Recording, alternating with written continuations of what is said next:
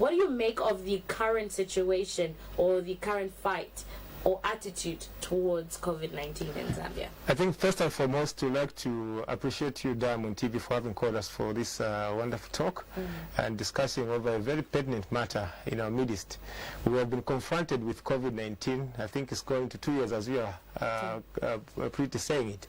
However, we must not also be forgetful that this pandemic has taken lives, and as us as a union, we are more concerned with the human resource that has been lost, which was supposed to actually bring to the economy meaningful value in form of meeting up targets at places of work, coming and collaborating in order to see how this pandemic can be eradicated effectively. Talking about how we've been collaborating with the stakeholders in terms, the biggest stakeholder, which is government, in this case. There have been a lot of stakeholder engagement, but we still do feel that gaps are there, and that is why, to some extent, we still have this COVID in our midst. I know that it is also very important to take note that the pandemic is a global matter. It's a global issue that has wrecked a lot of economies, made lives lost in so many fraternities, and we also are putting ourselves there as a biomedical union to see to it that we are the voice and possibly put in some practical measures that can help resolve the situation. So talking about the involvements that are there and how we possibly feel that we can get engaged more, and other clinicians and other stakeholders in the field of medicine, we still do feel that that can actually add more value. If the Ministry of Health, in particular being the custodians of health matters in our nation, could at least bring about issues of research. Issues of research are cardinal in the fight of any pandemic, not only talk about COVID-19. We've had cholera, we've had, in the neighboring countries here, we've had Ebola, and all those are potential. We are potential carriers, and we are potential people that these diseases that have not yet reached us, such that they could actually easily reach us. So research forms part of the bigger component in terms of how we resolve many other challenges that are being posed to us as health risks and health threats. So we would like that government involves the unions, particularly a professional union like the Biomedical Union of Zambia. We also have in our midst, in the way we operate as the Biomedical Society of Zambia. All these need to be brought on board. And then with other associations such as the Pharmaceuticals, the Pharmaceutical Society of Zambia, and other clinicians to be brought on board. So the formation of this database of clinicians is going to help come up with valuable information that is going to help how we resolve.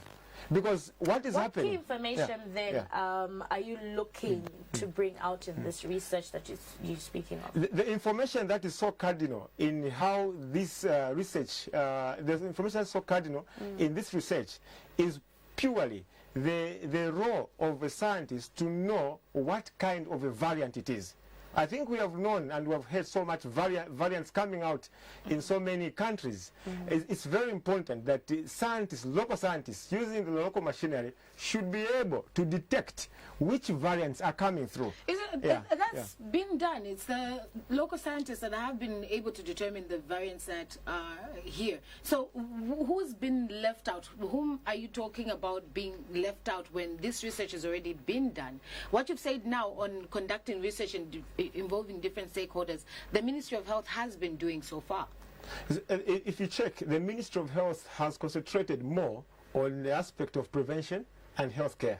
There has been less of research. What I mean by that is that most of the variants that we are that are coming through, we are being told that this is what is coming through, not as a result of the local scientists, but a sample being gotten from here, taken maybe South Africa, and then detected, and then information comes, and then that's how it's spread.